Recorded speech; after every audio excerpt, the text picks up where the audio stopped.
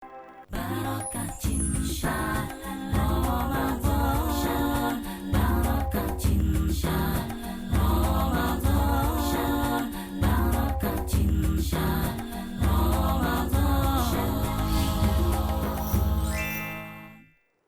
Baik, terima kasih pemirsa Anda masih bersama kami tentunya di Hikmah Ramadan. Dan kami juga mengundang Anda untuk yang di rumah bisa bergabung atau juga melalui line interaktif kami di 071131144. Masih dengan tema kami yaitu cara mensikapi ketika mendapatkan cobaan atau juga musibah. Ustadz, tadi kita sempat terputus tentang masalah bagaimana peran pemerintah tentunya untuk mengatasi berbagai macam musibah yang ada di Indonesia ini. Silakan Ustadz. Ya, jadi pemerintah itu harus bekerja sama dengan para ulama untuk membasmi semua maksiat. Artinya apa? Maru aminkun munkaro, apabila kau melihat kemungkaran, maka cegahlah dengan kekuasaan. Siapa ini? Pak Gubernur, Pak Kapolda, Pak Pangdam, Pak Danram, semuanya. Artinya apa? Ketika mereka mengatakan Ramadan tidak ada lagi warung-warung remang-remang, warung-warung yang bernapaskan maksiat, maka ketika Pak Kapolda mengumandangkan komando, tongkat komando, selesai, Pak. Tapi kalau ulama cuma bisa ngomong di mana? Ya ceramah. Ngomong di mana? Di mimbar. Jadi kalau ada yang mengatakan, wah ulama, kiai, ustadz cuma bisanya ngomong, ya memang cuma bisanya ngomong. Karena ulama nggak punya tongkat komando, nggak ada tongkat komando. Dia hanya bisa ngomong, hanya dengan bisa ngomong. Tapi kalau tidak bisa ngomong, yaitu ilham stati tidak bisa ngomong, yaitu dengan kolbi, yaitu dengan hati minimal ya. Oke, baik Ustadz, ada telepon yang masuk ini Ustadz? Baik, selamat sore. Dengan siapa di mana? Assalamualaikum. Waalaikumsalam. Bapak, dengan siapa di mana Pak? Pak Ustaz, Ya. temanya sangat menarik ini. Baik. Ya. Benar dikatakan itu musibah yang beruntun. Berbagai macam bentuk bencana alam dan lain. Ya. Bagaimana kira-kira kita memahami peristiwa ini? Apakah ini merupakan suatu ujian dari Allah ataukah merupakan azab dunia? Apalagi kita sudah mendengar pernyataan-pernyataan para pakar bahwa tindak kriminal yang paling luar biasa adalah korupsi dan narkoba. Saya kira itu. Terima kasih Pak Ustaz. Bagaimana kita menyikapinya? Baik. Assalamualaikum. Waalaikumsalam warahmatullahi wabarakatuh. Terima kasih tentunya kepada hamba Allah yang sudah menelpon tadi Ustaz. Menarik sekali tentunya pertanyaannya, bagaimana mensikapi tentunya berbagai macam musibah yang ada di Indonesia sementara maksiat kayak macam narkoba dan lain sebagainya tetap masih berjalan di bumi pertiwi ini Ustaz. Iya. Jadi kalau ditanya apakah itu ujian, apakah itu azab, yang jelas kalau ujian itu tadi Qori melafazkan wala nabluwannakum bisyai'in minal khauf wal ju' wa naqsim minal amwali wal anfusi was samarat. Kami akan uji, kami akan coba kalian semua dengan apa? Dengan minal khauf, dengan sebagian rasa takut. Sekarang kita ini kan sudah ditakut-takuti. Artinya apa? Yang pejabat takut kalau tidak terpilih lagi. Kemudian pengusaha besar takut bakal bangkrut, apalagi pengusaha kecil. Orang yang kaya-kaya sekarang takut miskin. Dan orang yang miskin justru juga takut lebih terpuruk lagi. Apalagi di masa pandemi ini sudah dididik kita untuk takut mati. Sehingga kita tidak terasa sudah tidak sekolah 1 tahun. Tidak silaturahmi 1 tahun. Jadi kata hamba Allah tadi, katanya tadi musibah terbesar itu kan dari narkoba dan korupsi. Nah, jadi memang azab oleh Allah ini adalah untuk orang-orang yang seperti mereka. Jadi azab bagi orang yang menjadi pecandu narkoba atau menjadi bandar, dan azab bagi orang-orang yang koruptor. Tapi bagi orang-orang yang baik itu ujian. Tapi orang yang setengah baik itu adalah teguran. Nah, jadi kita tuh ada ujian, ada teguran, ada azab. Kalau orang yang baik, dia rajin sholat, dia takwa, menjalankan perintah Allah dan menjauhi segala larang, itu ujian. Tapi kalau orang yang setengah baik, ya kadang subuh dapat, nanti zuhurnya hilang gitu kan. Nah, itu namanya teguran. Tetapi bagi orang-orang yang merugikan negara ini sampai triliunan dan merugikan negara dengan meracuni generasi muda, dan kadang bukan generasi muda saja. Baru-baru ini kan ada prestasi dari Kapolres tadi Tangga Butung, dihabiskan semua itu. Lagi pesta narkoba, termasuk bandar-bandarnya di daerah-daerah, memang daerah Texas. Memang sumbernya di situ. Alhamdulillah. Nah, inilah yang dikatakan Nabi menjadi tongkat estafet perjuangan Rasulullah. Jadi yang menjadi tongkat estafet perjuangan Rasulullah itu dalam meredam kemungkaran bukan hanya ulama, tetapi para aparat. Maka mereka kedudukan sama dengan ulama karena sama-sama membasmi kemungkaran. Jadi itulah kepada Bapak hamba Allah tadi ujian bagi kita orang-orang yang takwa dan teguran bagi orang yang setengah baik dan azab bagi orang-orang yang jahat. Jahat seperti itu ya. Nah, adapun mungkin sikapnya seperti apa ketika kita memang benar-benar menjalankan perintah Allah Subhanahu wa taala kan tetapi mendapatkan cobaan-cobaan ini Ustaz. Karena kan memang cobaan ini ketika diberikan artinya seperti yang 3 tipe tadi Ustaz ya. Teguran, kemudian juga azab dan juga cobaan. Seperti itu. Seperti apa cara kita mensikapi agar mungkin kita ada tabah menghadapi segala macam cobaan itu Ustaz? Yang jelas Qur'an tadi mengatakan kan ya ayyuhallazina amanu ista'iru bis-sabri was-shalah. Jadi jadikanlah sabar dan sholat itu sebagai penolong. Yang pertama adalah sabar dan sholat yaitu terus-terus berdoa. Berdoa apabila berdoa untuk para aparat supaya diberikan hidayah kepada mereka untuk mereka ikhlas untuk membasmi seluruh kemungkaran.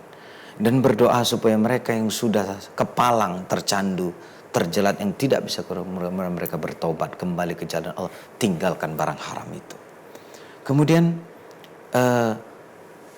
ada suatu statement bahwa sabar itu ada batasnya. Sabar itu kapan gitu kan.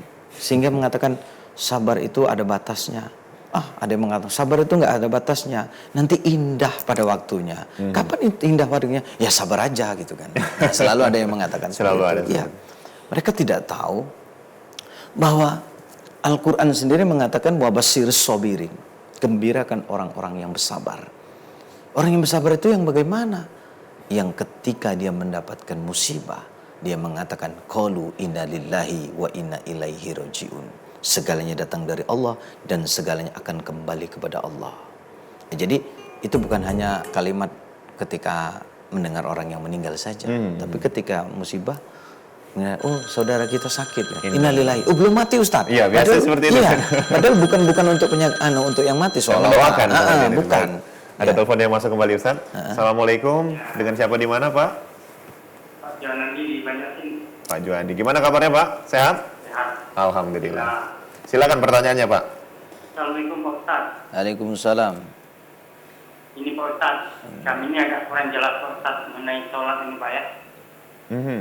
Mengapa Pak sholat jenazah itu Pak tidak membaca doa kita, tidak ada rukun dan sujud? Mohon penjelasannya Pak. Baik. Yang kedua Ustaz, kami ini bertanya mengenai masalah yang kami perhatikan orang sholat di masjid itu Pak Ustaz terburu-buru dan tergesa-gesa. Jadi tumakninah sholatnya kurang hampir tidak terlaksana. Nah bagaimana Pak Ustaz hukumnya orang sholat seperti itu? Baik. Mohon maaf Pak Ustaz atas pertanyaan kami kurang jelas. Tidak apa-apa Pak. Jadi kami di sini Pak Ustaz rasanya mohon penjelasan. Terima kasih Pak Ustaz.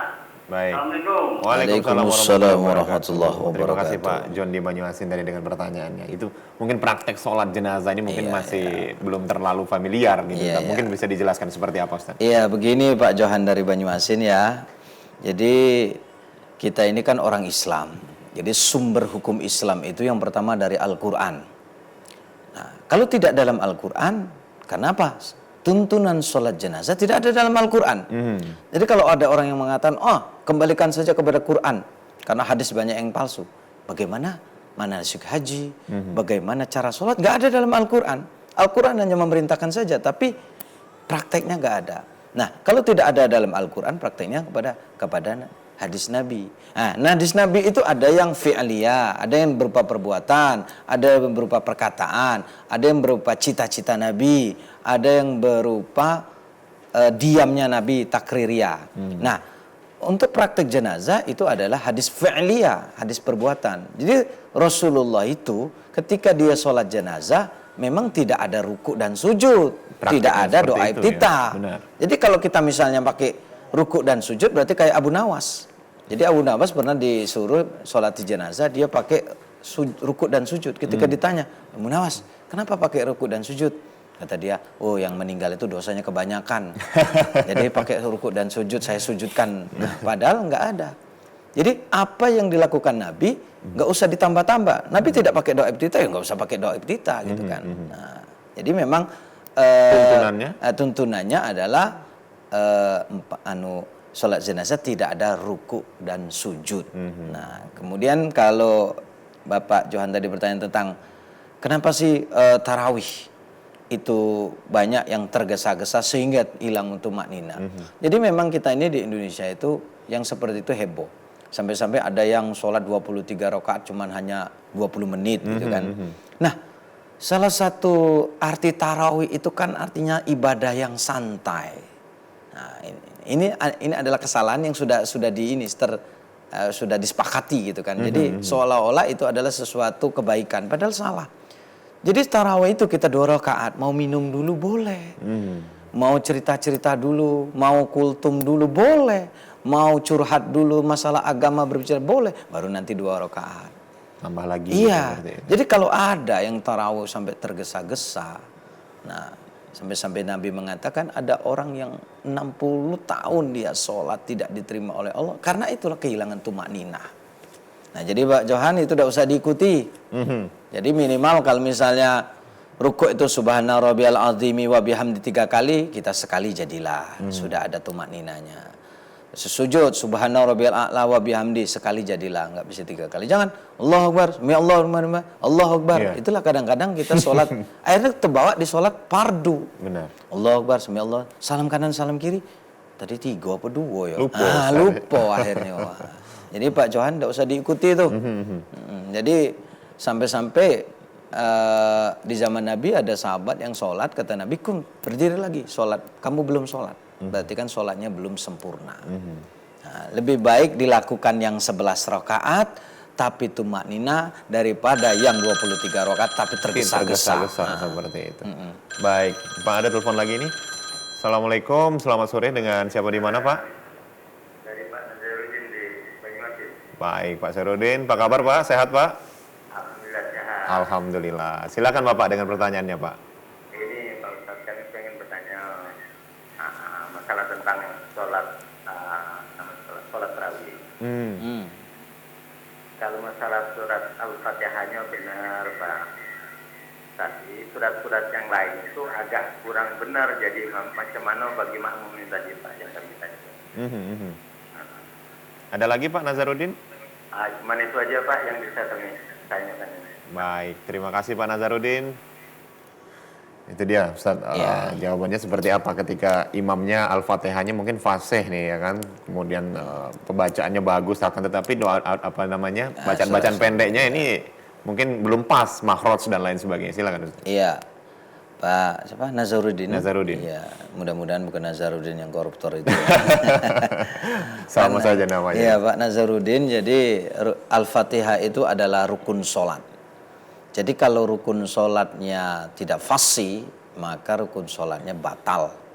Jadi dianggap tidak sah secara syar'i. Tapi kalau diterima atau tidak, tetap diterima. Tapi kita wallahu alam.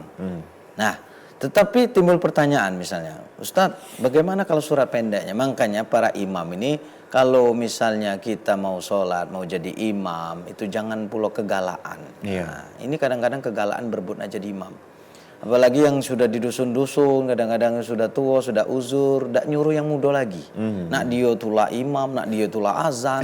Komat. Iya. Akhirnya alumni pesantren yang balik ke dusun yang sudah pinter, alumni YIN yang sudah balik ke dusun yang mengabdi, tidak berani karena ini. Karena apa? Karena wong tua. Senioritas. Nah akhirnya apa? Akhirnya apa? Yang imam itulah bertahun-tahun tidak ganti-ganti. Makanya kalau kita ingin menjadi imam, fasihkan dulu ayat-ayat pendek dan benar-benar sudah hafal. Karena khawatirnya kalau udah hafal itu kadang-kadang bolak-balik.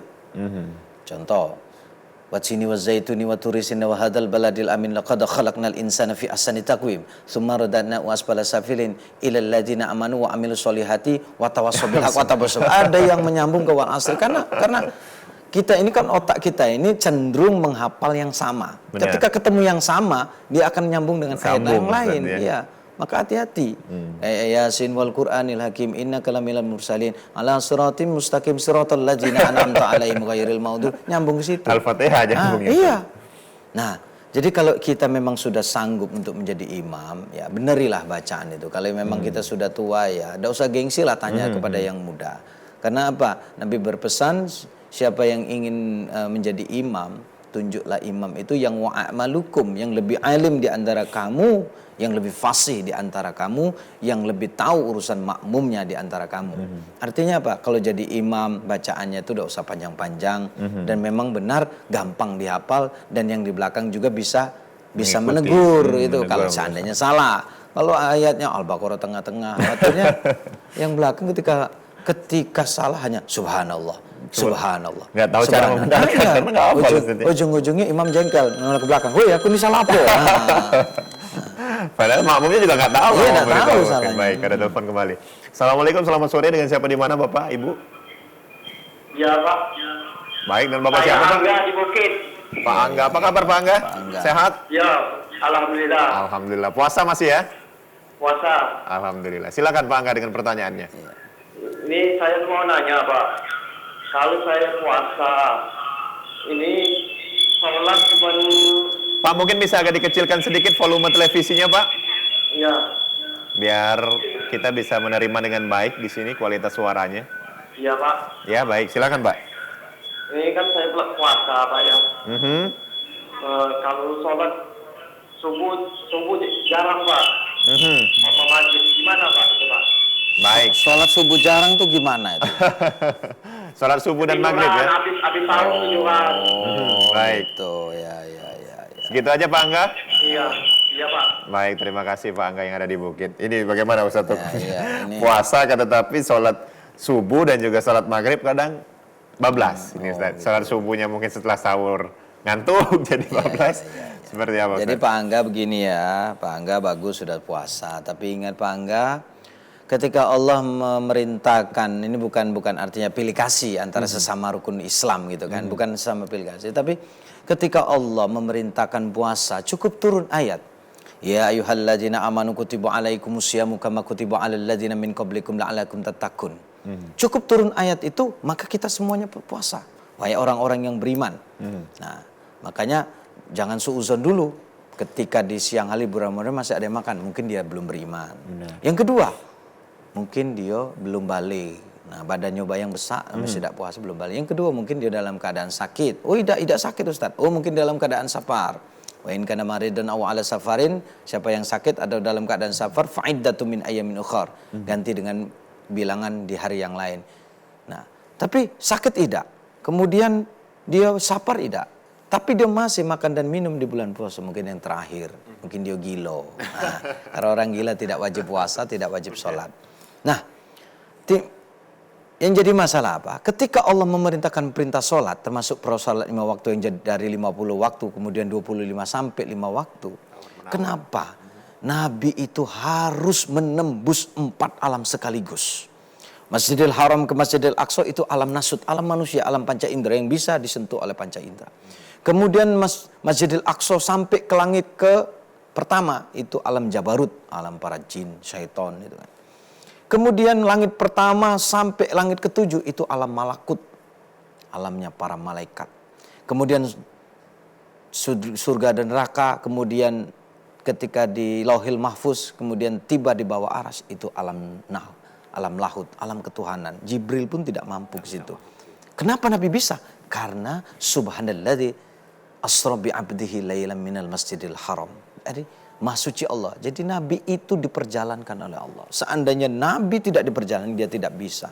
Terbakar, hangus. Nah, perjuangan Nabi mulai dari Masjidil Haram ke Masjidil Aqsa sampai ke langit pertama ke-7, melihat surga dan neraka, kemudian tiba di bawah Arasy ke Sidratul Muntahar hanya untuk menerima perintah sholat. Nah, artinya perjuangan itu kita hargai, perjuangan Nabi itu. Jangan sampailah subuh kesiangan. Ya, maghrib di perjalanan, isya kecapean, iya. Nah itu. Nah jadi ingat Pak, kalau misalnya Bapak malas sholat, kalau Bapak malas sholat, ingat bahwa yang akan setia menemani kita di alam barzah adalah amal ibadah kita, bukan istri, bukan harta, bukan jabat, tapi amal ibadah. Ingat, ketika malas sholat langsung, ya Allah, inilah yang akan setia melayani aku di alam barzah, bukan pangkat dan jabatan. Jadi kalau mulai malas sholat subuh, kesiangan gitu kan, kemudian maghrib di perjalanan, isya kecapean, zuhur kesibukan gitu kan. Asar ke malam. Iya, kesurean. Jadi ingat, motivasinya adalah yang setia menemani kita di alam barzah adalah ibadah sholat kita. Sholat, karena memang sholat juga mungkin salah satu faktor utama untuk bisa menembus surga seperti itu ya Ustadz ya. Baik, jadi mungkin bisa dipahami tadi Pak, siapa tadi, Pak Angga yang ada di Bukit tentunya untuk bisa kualitas sholatnya diperbaiki lagi seperti itu Ustadz ya. Karena pertanyaan di alam barzah itu ulama ada yang berpendapat bahwa yang menjawab itu bukan manusianya, bukan mayatnya, bukan ruhnya, tetapi amal ibadah sholat. Contoh, ketika malaikat bertanya, "Marabuka, siapa Tuhanmu?" Orang yang sholat selalu Allahu Akbar. Meskipun kunci jawabannya salah, tapi nyebut nama Allah, malaikat tidak berani. Waman nabiyuka, orang yang sholat pasti Allahumma sholli ala Sayyidina Muhammad wa ala Sayyidina. Meskipun ada yang tidak pakai Sayyidina. Ada telepon kembali nih Ustadz. Baik, Assalamualaikum, selamat sore, dengan siapa di mana? Waalaikumsalam Baik. warahmatullahi wabarakatuh. Dengan Bapak siapa di mana ini Pak? Sama Bang Herman PM di Pak Sumbawa Herman. Banyuasin. Apa kabar Pak Herman? Alhamdulillah, Allahu Akbar. Dari sehat. Banyuasin ya? semua ini. Banyuasin semua ini kayaknya penelpon Ah, kita. Banyuasin. Silakan Pak Herman dengan pertanyaannya Pak Herman.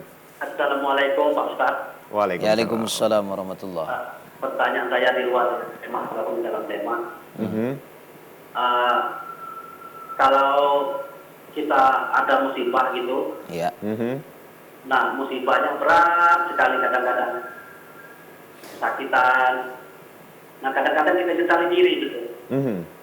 Kenapa kok nasib kayak gini? Apakah kita cari nafkah ini tidak diiringi dengan doa, gitu kan?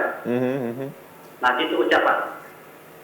Sudah tadi yang kedua, bagaimana hukumnya kalau kita ada di jalan, di hutan, gitu kan? Nah itu mau mendirikan sholat itu sedangkan kita kemarau, gitu kan? Tidak ada air. Nah itu apakah benar itu ada tayamum, gitu kan? Gitu. Iya, benar. Nah, itu dua pertanyaan dari Bapak Herman PM yang ada di Lalang Sumbawa, Banyuasin. Baik. Terima kasih Pak Ustadz dan Ruh. Ya baik, terima Iya. kasih tentunya Pak Herman. Allahu Akbar. Assalamualaikum warahmatullahi wabarakatuh. Waalaikumsalam Pak warahmatullahi Herman. wabarakatuh. Terima Iya. kasih Pak Herman PM dengan pertanyaannya. Iya, Itu dari- seperti bagaimana Ustaz? Dari Tanggapan Sumbawa Ustaz? ini, Dari sama-sama Sumbawa. orang Sumbawa. Ya, yang pertama Pak Herman tentang musibah itu berat. Jadi musibah itu sebenarnya ya berat itu karena kita belum mengalaminya. Tapi yakinlah, la yukallifullahu nafsan illa wus'aha. Jadi Allah itu tidak akan memberi ujian musibah bagi orang yang tidak kuat. Jadi ketika kita diberi musibah itu pasti kuat. Jadi jangan khawatir Pak Herman, Allah memberikan musibah, kalau Pak Herman bersabar, adukan saja itu kepada Allah. Jangan Pak Herman tanggung sendiri, jangan pikul sendiri. Karena kita ini manusia nggak bisa apa-apa. Nah, dengan kita mengadukan kepada Allah, maka akan ringan. Biarlah Allah yang menyelesaikannya, gitu kan. Tapi kalau kita menganggap, oh itu musibah untuk aku sendiri, bukan. Itu nanti kalau kita serahkan kepada Allah, kita akan merasa ringan. Nah, jadi tidak ada yang namanya berat. Allah itu memberikan musibah itu pasti kuat, nggak mungkin tidak kuat. Jadi kalau katakan luar tema, ini masuk tema sebenarnya. Masuk ke dalam tema masalah sabar juga Ustaz ya. Oh mungkin yang satunya Ustaz, masalah sholat bertayamum tadi. Ya, jadi yang namanya hukum tayamum yang pertama, jadi tidak ada air dan kita sudah mencari. Jadi kalau sudah mencari masih tidak ada air, jadi silakan bertayamum, gitu kan. Jadi kalau itu memang sudah diajari Rasulullah tahu, karena di setiap daerah penjuru dunia belum tentu air itu ada, apalagi yang di padang pasir yang tandus. Maka kita diwajibkan untuk tayamum sebagai pengganti wudhu. Nah itu aja. Jadi kalau dari cara-caranya sendiri bagaimana Ustaz tayamum? Mungkin juga pemirsa ada di rumah pengen Tayamum mengetahui itu kan seperti itu ya. nepuk begini, cari debu yang suci. Dari debu. Nah, kemudian begini, kemudian begini, kemudian begini. Sudah. Itu pengganti wudhu. Iya. Oh, berarti sudah sah Sudah sholat ya. sah. Termasuk ke dalam rukun sholat seperti itu ya. Oh. Nah, cuma kan kalau di Indonesia ini kan Melimpah masih air. banyak air lah. Jarang. Baik, ada telepon kembali tentunya. Assalamualaikum, selamat sore. Dengan siapa di mana? Waalaikumsalam warahmatullahi wabarakatuh. Dari Ibu Ana Palembang. Ibu Ana, apa kabar Ibu Ana? Ya, Ibu Ana. Alhamdulillah. Sehat Bu? Puasanya masih lancar Bu? Iya. Alhamdulillah. Silakan Bu dengan pertanyaannya Bu. Pak Ustaz, saya mau tanya. Ya. Ini saya mau baca YouTube itu ya. Katanya sholat subuh itu jangan pakai ayat Al-Kulhu itu. Pengetahuan saya yang mana kita Qul huwallahu apa ahad. kita baca. Itu jangan baca kulhu katanya. Tolong jelaskan Pak Ustaz. Itu saja. Assalamualaikum warahmatullahi wabarakatuh. Waalaikumsalam warahmatullahi wabarakatuh. Iya. Ini majelis YouTubiah Ustaz. Iya. Majelis Iya, YouTubiah ini ini- kadang-kadang kan memang susah, ada mungkin beberapa yang selisih dan lain Iya, sebagainya. jadi Ibu, media sosial itu boleh digunakan kalau untuk mengecek verifikasi kebenarannya. Jadi yang seperti itu tuh nggak usah diikuti Bu. Nah, karena kita itu namanya membaca Al-Fatihah, membaca kulhu. Kulhu itu kan Al-Quran. Kok dispesialisasi nggak boleh baca kulhu ketika sholat subuh, itu saya belum menemu dalilnya itu. Bahkan kita membaca kulhu itu 3 kali membaca kulhu dari asar Sayyidina Ali itu sama 1/4 membaca Al-Quran. Loh, ini kok dilarang baca kulhu? Bagaimana ini? Iya, makanya janganlah. Sekarang ini kadang-kadang memang saya setuju tuh kalau ulama itu harus disertifikasi. Itu Benar, kan. benar, Akhirnya apa itu kalau Menyesatkan. Iya, sesat dan menyesatkan. Sudah sesat menyesatkan orang pula. Maksud saya kalau sesat nggak usah ngajak-ngajak orang gitu ya. Mau masuk neraka Iya, sendiri aja. Iya, gitu ya. karena apa? Orang membaca kulhu itu Quran. Kata Nabi, kalau kau membaca Al-Quran, alif lam mim saja sudah alif harpun, lam harpun, mim harpun. Jadi alif lam mim itu dihitung 1 huruf 10 kebajikan, lam 10 kebajikan, mim 10 30 kebajikan. kebajikan. Ketika kita ngomong alif lam mim itu sudah Quran loh. Benar, benar. Sudah dapat pahala. Itu baru alif lam mim. Belum zalikal kitabul la raiba fihi hudal lil muttaqin. Apalagi sudah kul huwallahu ahad. Itu luar biasa Katakan Allah itu esa. Iya. Jadi Maha satu, Ustaz, iya, justru kulhu itu banyak pendidikan tauhid di dalamnya kalau dikupas. Menurut Al-Marawi, Ibnu Katsir, wah itu kalau dikupas bisa jadi Mungkin tesis memang itu. kita sepakat Ustaz, apabila Iya. Ustaz ini mungkin ada Iya. di sertifikasi harus Iya, seperti itu. karena begini, orang-orang yang awam yang baru hafal hanya trikul gitu kan. Trikul itu kul Allahu ahad, kul auzu birfalaq, kul auzu birabbin nas gitu kan. Trikul ya? Trikul, enggak apa-apa. Sah itu. Oke. Di sholat subuhnya. Iya. Baik, kita ada telepon kembali nih. Iya. Baik, Assalamualaikum, selamat sore. Dengan siapa di mana Bapak? Pak Ujang di Palembang. Pak Ujang, apa kabar Pak Ujang? Alhamdulillah baik. Masih kuat puasanya? Alhamdulillah masih. Alhamdulillah. Silakan Pak Ujang dengan pertanyaannya Pak Iya. Ujang. Pak Ustadz Kurniawan, Iya. saya mau tanya ini. Gimana sikap kita terhadap seorang imam pada waktu sholat maghrib berjemaah? Mereka Loh, kok terputus? Oh, terputus ini namanya. Mungkin bisa ditelepon kembali Pak Ujang. Apanya kendala pulsa atau juga seperti apa? Atau sinyal biasanya Ustadz. Jadi silakan mungkin dicek kembali provider dan juga pulsanya seperti itu agar mungkin bisa putus. komunikasi kita bisa tetap lancar. Ada terputus tadi, tidak bisa disimpulkan akhirnya mensikapi imam yang memimpin sholat apa namanya maghrib. Maghrib. Nah, cuma belum tahu apa Nggak tahu masalahnya apa, case-nya gitu apa kan. seperti itu. Apa Al-Fatihahnya terputus? Nah, ini kembali. Baik, Assalamualaikum. Pak Ujang? Waalaikumsalam. Ya, Ya, dengan siapa di mana ini? warahmatullahi. Dengan Pak Wiono, Pak Trajaya Gandus, Pak. Oh, Pak Wiono, apa kabar Pak Wiono? Alhamdulillah saya. Alhamdulillah Wiono sehat. Silakan Pak Gandus. Wiono dengan pertanyaannya. Iya. Assalamualaikum Pak Ustaz. Ya, Waalaikumsalam warahmatullahi. Ya, saya ingat Pak Ustaz waktu ngasih ceramah di masjid kami di Jatuh Islam, Gandus Patra, Pak. Oh iya. Oh ini Pak Wiono, ketua masjid ya. Ketua masjid, iya baik. Silakan Pak Wiono. Ya, Pak Ustaz saya mau nanya ini kan Iya, sekarang ini kan kita lagi diuji musibah COVID Pak ya. Iya, Covid. Kemudian kan ada beberapa yang kalau pemerintah MUI itu kan kita itu disarankan untuk pakai masker, Iya. jaga jarak gitu ya. Kemudian kami juga mematuhi itu sami nawatokna gitu. Iya. Nah, bagaimana menyikapin yang lain-lain kok nggak mau sami nawatokna gitu Pak Ustaz? Ya. Baik, segitu Ya. saja Pak. Yang lain itu siapa, Pak? Waalaikumsalam warahmatullahi wabarakatuh. Yang lain tidak mau mengikuti sami'na wa ata'na, tidak mau taat. Ini seperti apa Ustaz? Iya, jadi mengalami COVID ini kan salah satu ikhtiar kita Salah satunya pakai masker, karena dalam ilmu kedokteran bahwa virus itu tidak bisa masuk, yang diserang adalah hidung dan tenggorokan. Maka kita harus pakai masker. Jadi ketika dia terbang juga dia bisa 1 meter. Makanya jaga jarak minus 1 meter. Jadi ketika dia pakai masker maka kita tidak terlindung, jaga jarak, kemudian mencuci tangan. Kalau tangan kita ini ada, maka dicuci dengan air yang mengalir dengan antiseptik. Nah, yang jadi pertanyaan kenapa mereka yang lain itu tidak mau, ya mungkin mereka tidak percaya. Yang pertama tidak percaya, yang kedua mungkin kajian mereka beda dengan kita. Kalau kita kan mengkaji secara syar'i, artinya begini, kita ikhtiar pakai masker, pakai jaga jarak, kemudian cuci tangan. Seandainya masih tertular, nah mungkin itu sudah Qadar, takdir ya. takdir, ya. Jadi yang mengkaji yang secara tauhid begini, mungkin mereka begini. Kalau memang masker bisa menyelamatkan kita dari ketularan, kenapa di Surabaya ada 25 dokter yang meninggal? Dan 24 tenaga medis. Padahal mereka udah pakai masker, udah pakai face shield, pakai kacamata renang, pakai baju plastik, bahkan pakai sarung tangan, tetap mati. Artinya apa? Memang malaikat maut kan pernah ditegur oleh Allah. Hai malaikat maut, jangan kau cabut nyawa orang yang sudah tua dan jangan kau cabut orang yang sedang sakit.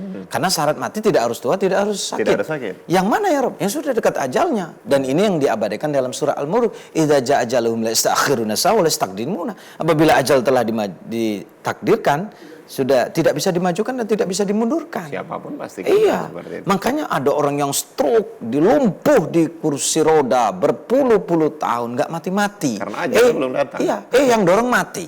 Nggak bisa. Iya benar. Justru statistik kematian menunjukkan yang banyak mati adalah usia remaja. Bukti yang tabrak liar pula mati usia remaja. Nggak ada kakek-kakek yai gede-gede itu tabrak. Nah kita juga nanti akan bahas tentang masalah kematian juga, Ustaz, menarik sepertinya. Masalah ajal ini ya. Iya. Dan juga pemirsa yang ada di rumah jangan kemana-mana, tetaplah bersama kami tentunya di Hikmah Ramadan.